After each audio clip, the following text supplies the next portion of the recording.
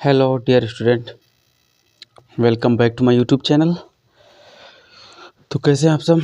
देखिए, हम आज क्लास 10th का वेरी मोस्ट इम्पॉर्टेंट क्वेश्चन लेके आए हैं, जो कि हाई स्कूल में जो भी स्टूडेंट बैठने जा रहे हैं।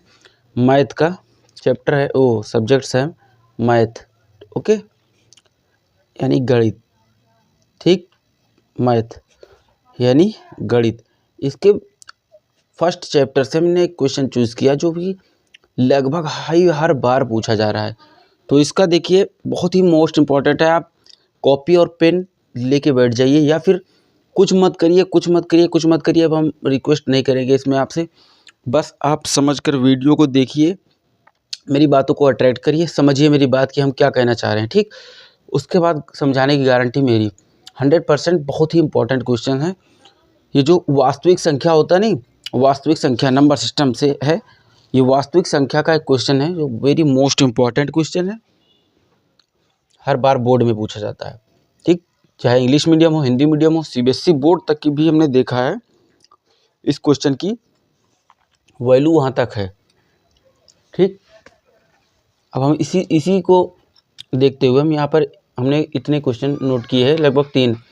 अगर इस तरीके का है, जैसे सिद्ध कीजिए √2 एक परिमेय संख्या है, या फिर सिद्ध कीजिए √5 एक अपरिमेय संख्या है। सॉरी, यहाँ पर अपरिमेय होगा।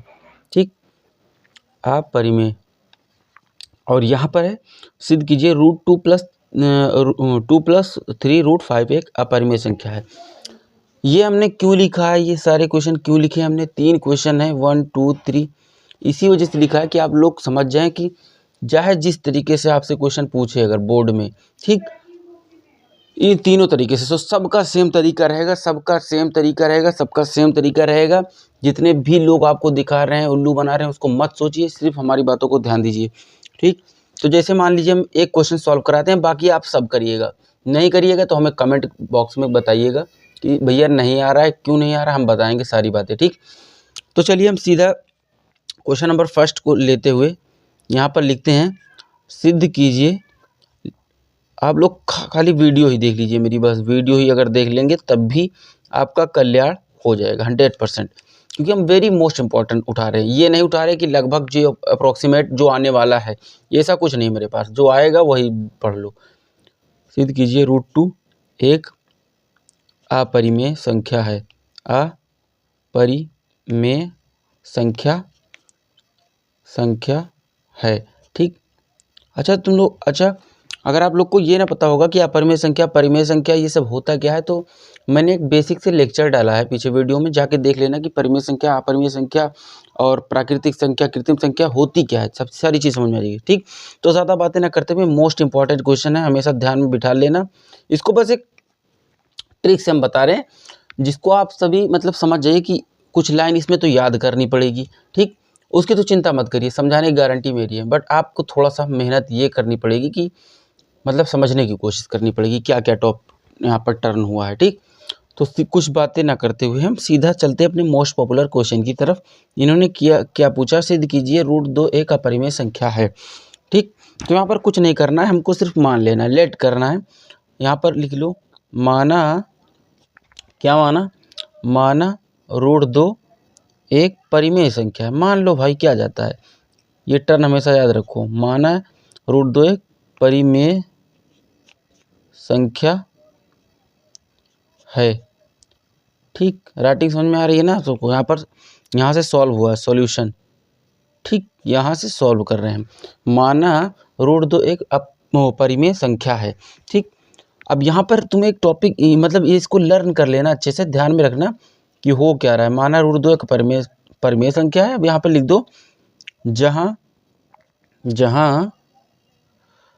P और Q, जहाँ P और Q एक पूर्णांक है। ठीक, जहाँ P और Q एक पूर्णांक है। ओके, इतनी बातें समझ में आई।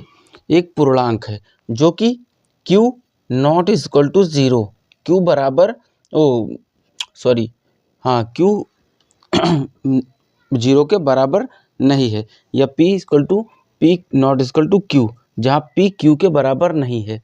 ठीक, इतनी चीज़ें अगर आपको समझ आई तो हम आगे चलते हैं। आगे हमको क्या देखना है पता है, हमको कुछ करना नहीं, बस हमारी बातों को आप समझिए और समझने की कोशिश करिए, ठीक।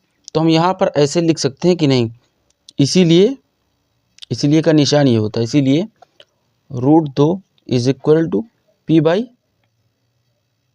Q। ओके, इतना तो चीज़ समझ में आई, ठीक। इतनी चीज़ें अगर आपको समझ में आई तो हम आगे चलते हैं। अब इसको करना क्या है पता है, ये ट्रिक हमेशा ध्यान में रखना तुम लोग कि क्या हो रहा है यहाँ पर, कैसे कर रहे हैं हम, मतलब क्या है इसका, ठीक। थोड़ा सा हम कैमरे को उठाते हैं। इतनी चीज़ें अगर समझ में आ गई हो तो बहुत अच्छा है, ठीक। ना भी आई है तब भी कोई दिक्कत नहीं, दोबारा देखना, कोशिश करना, सारी चीज़ें समझ में आएगी, ठीक। तो हम चलते हैं। अब नेक्स्ट हमारा क्या है, ये हो गया। नेक्स्ट हम क्या लेते हैं, नेक्स्ट हम ये लेते हैं कि दोनों पक्षों का वर्ग करने पर दोनों साइड हम स्क्वायर करेंगे। तो यहाँ पर लिखो दोनों पक्षों का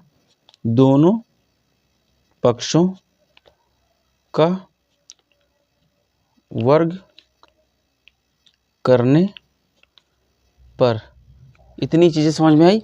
दोनों पक्षों का वर्ग करोगे तो क्या आएगा भैया, √2 का स्क्वायर बराबर P का स्क्वायर बटे Q का स्क्वायर। इतना ही तो आ रहा है कि कोनो को और आ रहा है, ठीक।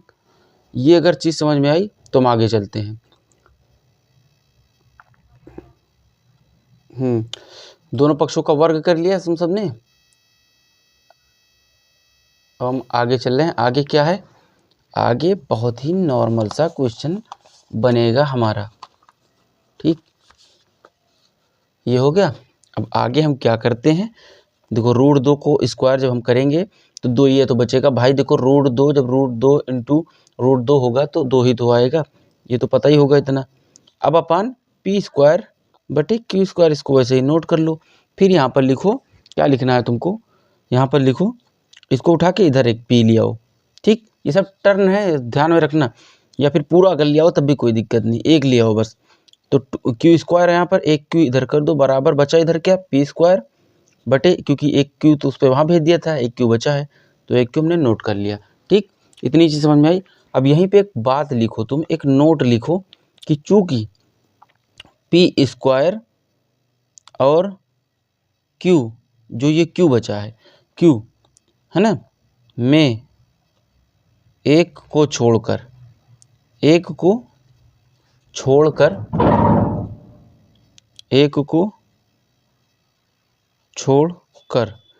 को छोड़कर कोई उभयनिष्ठ गुणनखंड नहीं है, कोई उभयनिष्ठ गुणनखंड नहीं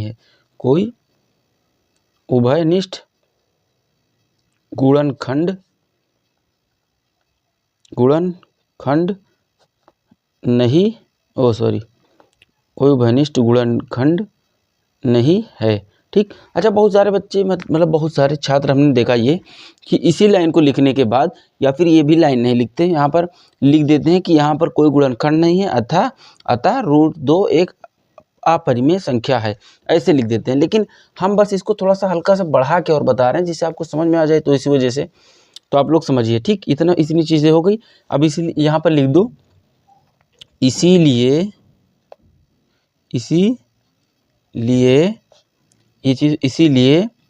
P स्क्वायर अपन Q एक भिन्न है, भिन्न मतलब एक भिन्न के रूप में, ठीक।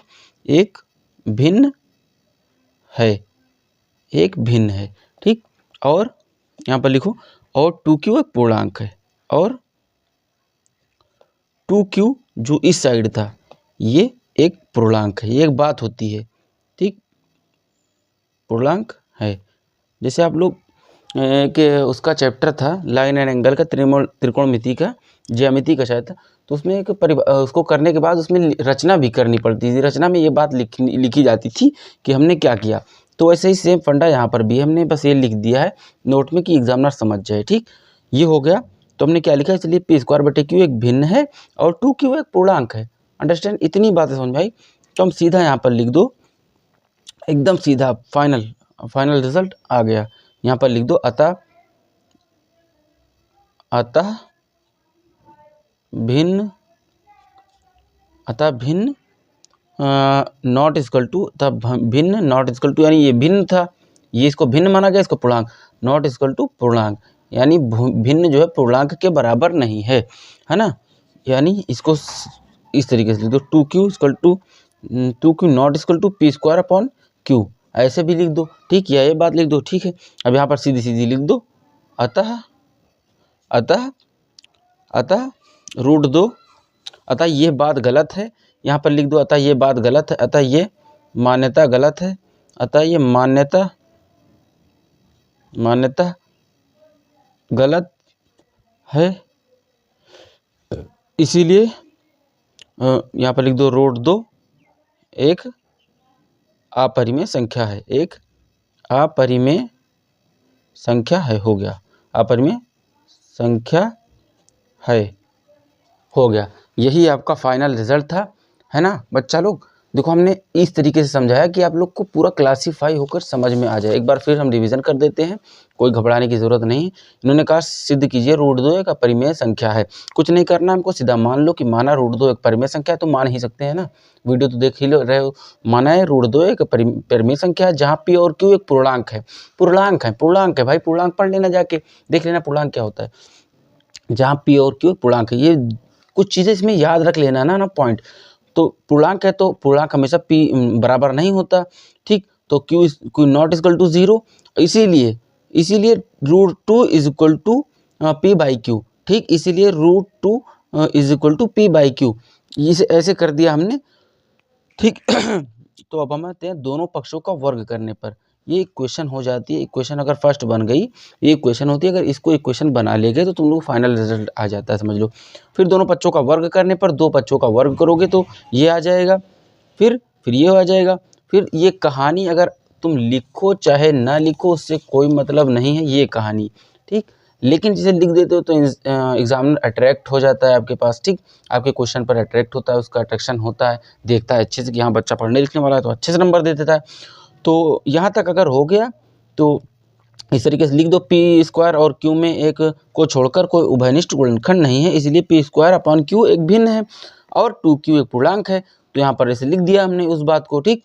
अब यहाँ पर सीधा लिख दो रूट 2 एक अपरिमेय संख्या है, और ये लाइन हमेशा लिख देना कि अतः ये मान्यता गलत है, ठीक।